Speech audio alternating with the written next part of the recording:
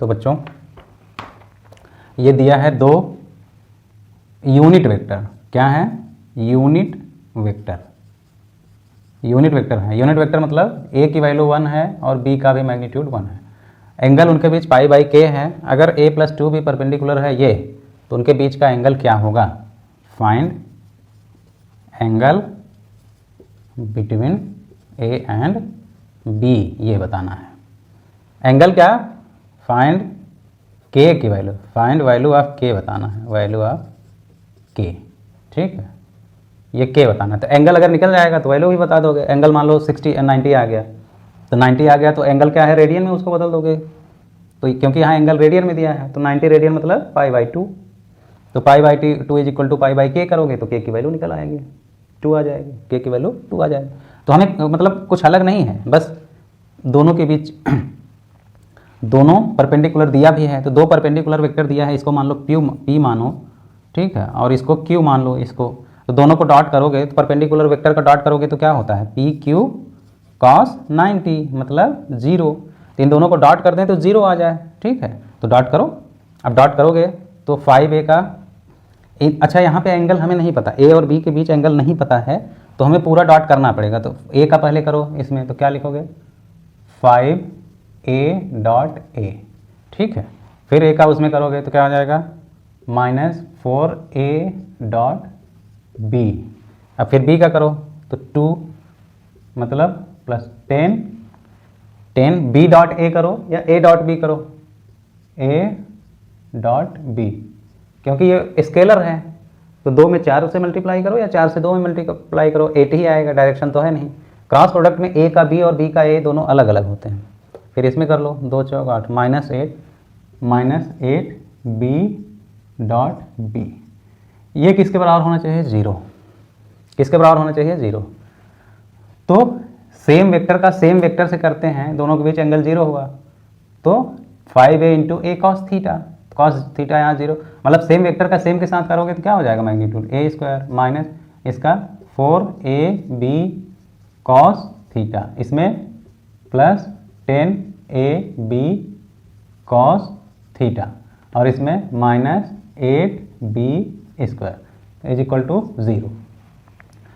तो देखो ab cos theta minus में, यहाँ 4ab + 10ab क्या हो जाएगा? ये 5a² तो है ही, ठीक है, प्लस -4 कम हो जाएगा तो 6ab cos theta -8b² = 0। Unit vector हैं, यूनिट वेक्टर हैं तो a और b की वैल्यू 1 रख दोगे, तो क्या हो जाएगा? 5 × 1 का स्क्वायर प्लस 6 × 1 cos थीटा -8 × 1 का स्क्वायर = 0। तो 5 × 1 स्क्वायर मतलब 5 ही हुआ, 5 + 6 cos थीटा -8 = 0। क्या हो गया? 6 cos थीटा -8, 5 में ये +5 है माइनस, तो -3 = 0। तो cos थीटा = क्या आया? ये 3 उधर गया 3, और ये 6 नीचे आया, 6 = 1/2। cos थीटा, तो थीटा की वैल्यू क्या होती है? थीटा की वैल्यू क्या होगी? 60 होगी। थीटा की वैल्यू 60 होगी। तो 60 डिग्री को रेडियन में बदलोगे तो क्या हो जाएगा? π/3। ठीक है, तो π/3, तो वो एंगल कितना दिया है? कंपेयर π/k दिया है, ये किसके बराबर होना चाहिए? π/3 के। तो k की वैल्यू क्या आएगी? 3। ये आंसर हो जाएगा। ये क्या हो जाएगा? आंसर हो जाएगा। ठीक है, एक क्वेश्चन और बता देता हूँ, काफ़ी कॉमन क्वेश्चन है। अच्छा, वेक्टरों का एक मैं ये बोला था, जैसे आप ये तो रहेगा कि आप जैसे 3 वेक्टर दे दिया है, एक दे दिया ऐसे, ठीक है, 5 न्यूटन, एक मान लो ऐसे दे दिया 6 न्यूटन, या ऐसे दे दिया, मान लो एक पार्टिकल है, मान लो एक कार है, कार, ठीक है, कार है, पहले 10 मीटर किधर गई? नॉर्थ, ठीक है, फिर 5 मीटर किधर गया? 45 डिग्री टू ईस्ट, ठीक है, फिर जो है अगला मान लो 5 मीटर, फिर अगला गया किधर? 5 मीटर गया टू 30 डिग्री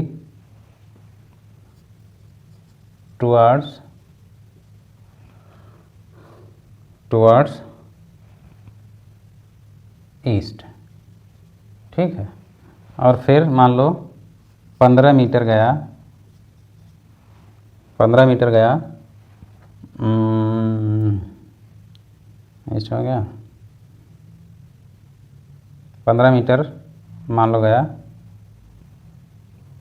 या 6 मीटर गया टू वेस्ट। तो कोई पूछे कि टोटल डिस्प्लेसमेंट क्या है, total displacement find total displacement. अब क्या है कि बच्चे क्या करेंगे, इस तरह का जब क्वेश्चन आता है तो ऐसे करने लगेंगे। पहले कितना गया, 10 मीटर नॉर्थ गया, तो इधर नॉर्थ को चले जाते हैं 10 मीटर, यहाँ पे 10 metre.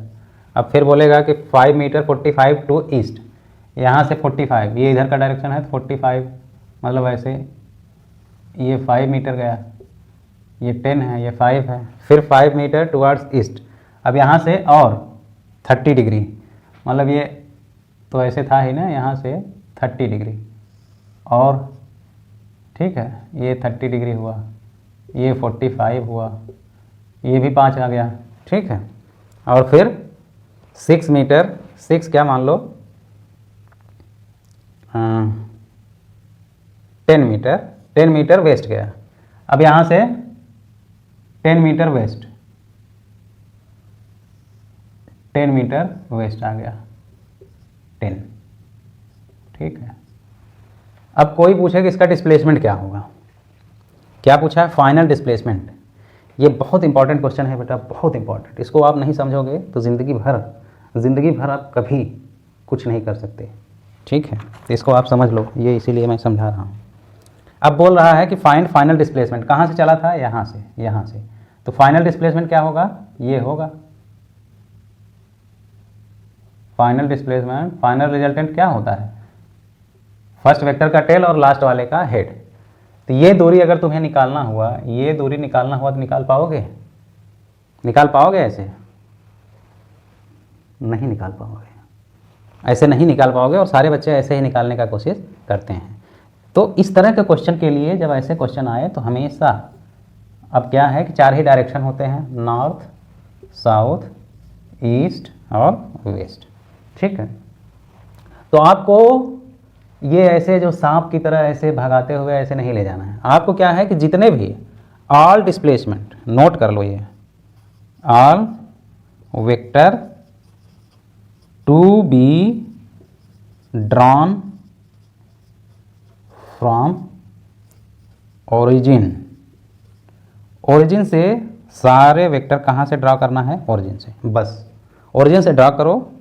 Then take components accordingly क्या ले लोगे, कंपोनेंट ले लोगे, बस यही करना। अब इसका ये निकालना होता ना तो तुम नहीं निकाल पाओगे, कभी नहीं निकाल पाओगे। तो इसके लिए क्या है, पहले क्या करोगे, पहला कितना गया 10 मीटर, ये देखो 10 मीटर ये आया नॉर्थ की तरफ। फिर दूसरा बोल रहा है 45 डिग्री टुवर्ड्स ईस्ट, तो ओरिजिन से खींचोगे 45, ओरिजिन से ही 45, ये देखो 10, ठीक है, और ये 5, 45 ओरिजिन से, ठीक है। फिर कहाँ जा रहा है, 30 टुवर्ड्स ईस्ट, 30 टुवर्ड्स ईस्ट, मतलब जहाँ वो था वहाँ से 30, मतलब ये कुछ ऐसे रहेगा,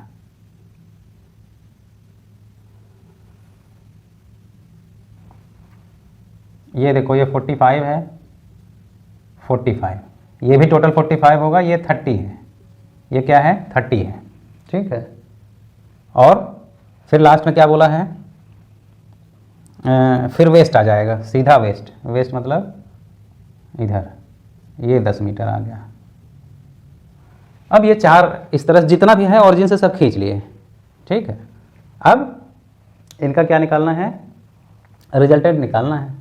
तो रिजल्टेंट निकालना है तो तुम क्या करोगे कि देखो जो एक्सिस में है, एक वाई पे है, एक्स पे है, वो तो ठीक है। जो बीच में आ रहे हैं उनका क्या करोगे, कंपोनेंट निकाल लोगे, उनका क्या करोगे, कंपोनेंट निकाल लोगे। ठीक है। अब जैसे ये इस वाले का अगर कंपोनेंट देखें तो इसके दो कंपोनेंट होंगे, एक इधर होगा एक इधर एक्स में। पहला जो 45 पे है तो इधर जो आएगा तो एक क्या हो जाएगा, इधर कॉस है तो 5 कॉस 45 हो गया। ठीक है। इधर भी क्या हो जाएगा, 5 साइन 45। ठीक है। अब ये दूसरा वाला जो है ये, इसके भी दो कंपोनेंट होंगे। अब इधर का एंगल, जैसे इधर का या एंगल देखो या जिधर का एंगल लोगे उधर कॉस हो जाएगा। मान लो ऊपर का एंगल देखें तो 45 + 30, इसको क्या लिख सकते हो, 75 हो गया। तो इधर लिखोगे तो इधर क्या हो जाएगा, तीसरा 5 cos 75। ठीक है। और इधर क्या लिखोगे, +5 sin 75। ठीक है। तो फाइनली तुम्हारे पास क्या आ जाएंगे, ये जो एक साइड में है ये सब जुड़ जाएंगे, तो एक इधर आएगा, एक इधर है, और ये दोनों जुड़ जाएंगे, तो इधर कुछ आएगा और इधर कुछ आएगा। ठीक है। तो ये एक लाइन में है तो इधर जो ज़्यादा होगा उसमें से इतना माइनस हो जाएगा, तो माइनस कर दोगे तो जो भी आएगा, मान लो इधर का आया 10 और इधर का आया 5 sin 45 + 5 sin 75, तो 10 माइनस हो जाएगा। तो ये जो वैल्यू आएगी 10 माइनस और इधर का, तो फाइनली एक वेक्टर ये आया और एक ये आया। अब इन दोनों का रिजल्टेंट, दो परपेंडिकुलर वेक्टर हैं परपेंडिकुलर डायरेक्शन में, तो उनका रिजल्टेंट क्या होगा, x² + y² अंडर रूट में r। तो इन दोनों का रिजल्टेंट कुछ ऐसे रहेगा इधर। ठीक है। तो रिजल्टेंट आप निकालोगे। ये ध्यान में रखना, ये ध्यान रखो। अगर आप नहीं रखोगे, सबको ओरिजिन से ही खींचोगे और फिर उनके कंपोनेंट लो। जो एक्सिस में है पहले से वो तो ठीक है, जो बीच में है किसी एंगल से हैं तो उनको भी कंपोनेंट ले लोगे, साइन और कॉस। तो जो भी कंपोनेंट जिधर जाएगा उसमें जुड़ जाएगा। फाइनली सबको घटा उठा के जोड़ घटा के लास्ट में दो वेक्टर बचेंगे, एक एक्स का होगा एक वाई का होगा, फिर उन दोनों का मैग्नीट्यूड निकाल लोगे। ठीक है। तो ये बहुत इंपॉर्टेंट है। तो इस तरह से ढेर सारे वो अगर रहेंगे तो आप एक साथ कर सकते हो। वेक्टर का लास्ट सवाल बोल रहा है कि दो वेक्टर हैं ए और बी है, तो बोल रहा है मैग्नीट्यूड क्या है, सम ऑफ मैग्नीट्यूड, दोनों का मैग्नीट्यूड का सम, मतलब वेक्टर नहीं, दोनों का मैग्नीट्यूड a + b, ये कितना है 18 है। लेकिन वेक्टर के हिसाब से वेक्टर a + वेक्टर b अगर करोगे तो कितना आ रहा है, 12। ठीक है। तो और resultant of a + b makes 90 degree angle with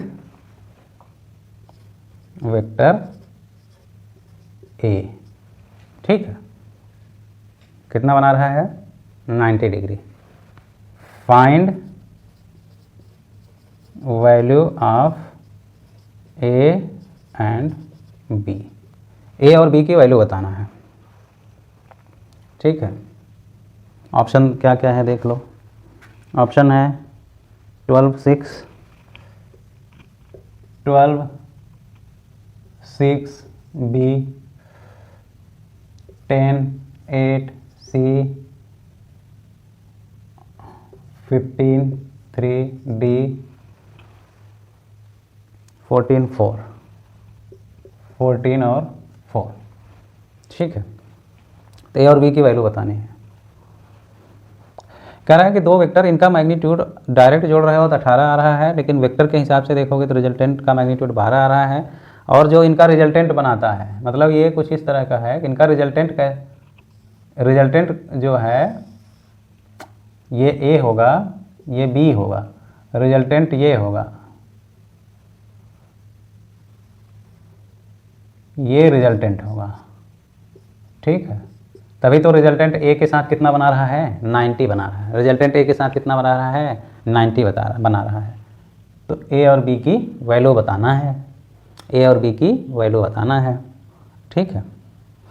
तो एक चीज़ तो ये पहले से ही दे दिया है, ये जो है तुम कैलकुलेट कर, ये तो दिया है a प्लस रिजल्टेंट जो है कितना दिया है 12। अब a और b के बीच का एंगल जो होगा ये थीटा यहाँ पे होगा, ए और बी के बीच का एंगल थीटा होगा, ठीक है। और रिजल्टेंट का जो एंगल निकालते हैं हम, याद करो ऐसे निकालते थे, ठीक है। ये रिजल्टेंट था, ये ए था, ये बी था, ठीक है। तो रिजल्टेंट का एंगल इसको क्या बोलते थे, अल्फ़ा, रिजल्टेंट का डायरेक्शन, और इन दोनों के बीच का एंगल ये थीटा होता था, ठीक है। ठीक वहीं तो यहाँ पे थीटा मान लो कुछ है, इन दोनों के बीच का एंगल थीटा है, लेकिन रिजल्टेंट जो है ए के साथ कितना बना रहा है, 90। तो रिजल्टेंट को लिखना होता तो कैसे लिखते, आर का मैग्नीट्यूड लिखना होता तो क्या लिखते, A square plus B square plus 2ab cos theta, यही तो लिखोगे। और ये कितना दिया है, 12 दिया है, तो ये root a square plus B square plus 2ab cos theta is equal to 12। तो दोनों साइड अगर स्क्वायर कर दें, बोथ साइड अगर स्क्वायर कर दें, तो इधर का क्या हो जाएगा, रूट हट जाएगा, ए स्क्वायर बचा, बी स्क्वायर बचा, 2ab कॉस थीटा, और उधर का भी स्क्वायर कर दोगे तो 12 इंटू 12 कितना आएगा, 144। ये सब याद रहना चाहिए, 12 का स्क्वायर क्या होगा, 15 का क्या होगा, 13 का क्या होगा, ठीक है। कुछ चीज़ें हैं वो डायरेक्ट याद रहना चाहिए, वहाँ पे एग्ज़ाम में हर जगह लिखने नहीं बैठ जाओगे, वो डायरेक्ट। तो ये हो गया, ठीक है। और क्या करोगे, अभी हमें एक चीज़ पता है कि रिजल्टेंट का जो एंगल हम लोग बोलते थे, रिजल्टेंट का डायरेक्शन ऑफ रिजल्टेंट जो होता था, यहाँ पे क्या लिखते थे, tan alpha is equal to क्या होता था, डिराइव किया था मैं, बी के कंपोनेंट लोगे, एक बी साइन थीटा आएगा, एक बी कॉस थीटा आएगा, ठीक है। तो क्या हो जाएगा, जैसे मैंने इसको ए लिया है, इसको बी लिया है, ठीक है, तो ये बी लिया है, अगर इसको बी लिया होता, इसको ए लिया होता, तो इधर जो कंपोनेंट इधर वाला आएगा वो क्या हो जाएगा, बी साइन थीटा अपान ए प्लस, इधर ए था ही, बी कॉस थीटा इसमें और जुड़ जाता है, क्या हो जाएगा, ए प्लस बी कॉस थीटा। याद तो होगा, ये डायरेक्शन हम ऐसे ही बताते थे, ठीक है। तो वही चीज़ यहाँ पे भी डायरेक्शन, तो tan अल्फ़ा यहाँ पे क्या है, 90 है, 90 क्या लिखोगे, बी साइन थीटा अपॉन ए प्लस बी कॉस थीटा। अच्छा, tan 90 की वैल्यू क्या होती है पता है, tan theta is equal to sine theta by cos theta, sine 90 की वैल्यू 1, ठीक है, divided by cos theta, cos 90 की वैल्यू 0, तो tan 90 की वैल्यू क्या हो गई, tan 90 की वैल्यू 1/0, और जीरो किसी में भी डिवाइड करोगे, जीरो से किसी में भी डिवाइड करोगे तो वो क्या आ जाएगा, इन्फिनाइट आ जाएगा, क्या हो जाएगा, इन्फिनाइट। तो यहाँ से अगर देखें तो a plus b cos theta is equal to क्या हो जाएगा, b sine theta divided by infinite. Infinite मतलब बहुत बहुत बड़ी संख्या, तो किसी भी संख्या में इन्फिनाइट से डिवाइड करोगे, किसी भी संख्या में 0 से डिवाइड करोगे तो क्या आएगा, इन्फिनाइट। ये सब चीज़ें जब मैं मैथ जो प्रीवियस लेक्चर पढ़ा रहा था सब बताया हूँ, सब। अगर उसके बावजूद भी आपको ये चीज़ें समझ में नहीं आ रही, दिक्कत पैदा कर रही हैं, तो इसका मतलब आपको पीछे जाना पड़ेगा, आप बैकवर्ड हो गए हो, ठीक है। तो किसी भी संख्या में इन्फिनाइट से डिवाइड करोगे तो क्या आ जाएगा, 0, यानी a plus b cos theta is equal to 0, ठीक है। यानी कि b cos theta is equal to क्या हो जाएगा, minus a, b cos theta is equal to क्या हो जाएगा, माइनस a, ठीक है। तो ये दूसरा इक्वेशन था, और ये जो है तीसरा इक्वेशन हो गया। तो b कॉस थीटा की जगह माइनस a लिख दें, ठीक है। तो यहाँ पे देखो ये है, इसमें हम लिख दें, उसमें b कॉस थीटा की जगह माइनस a लिखें, तो क्या हो जाएगा, a स्क्वायर, इधर का और थोड़ा जगह बना लेता हूँ, क्या निकालना है आपको पता ही है, थोड़ा सा जगह बना ले रहा हूँ।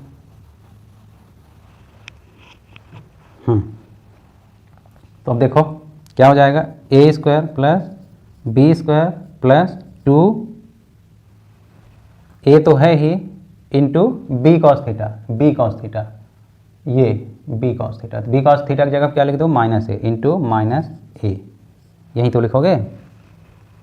तो क्या हो जाएगा, a square plus B square minus 2a square, ये a स्क्वायर है, हाँ माइनस 2a स्क्वायर है, तो एक माइनस a स्क्वायर बचेगा, तो यानी कि b square minus a square, अब यार ये सब अगर आपको पता नहीं रहेगा तो मैंने क्या बोला था, ए स्क्वायर माइनस बी स्क्वायर, इसको क्या लिख सकते हो, ए प्लस बी इंटू ए माइनस बी, यही तो लिख सकते हो।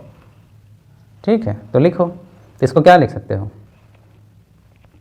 इसको क्या लिख दोगे, और ये किसके बराबर है, एक 144 के है, 144। ठीक है, तो बी स्क्वायर, तो इसको क्या लिखोगे,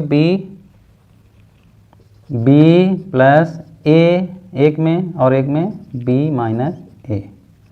ठीक है, और ये किसके बराबर है, 144 के। ए प्लस बी, ए और बी दोनों को मिला के कितना होता है, 18। तो यहाँ पे लिख दो 18 इंटू बी माइनस ए। ठीक है, इज इक्वल टू 144।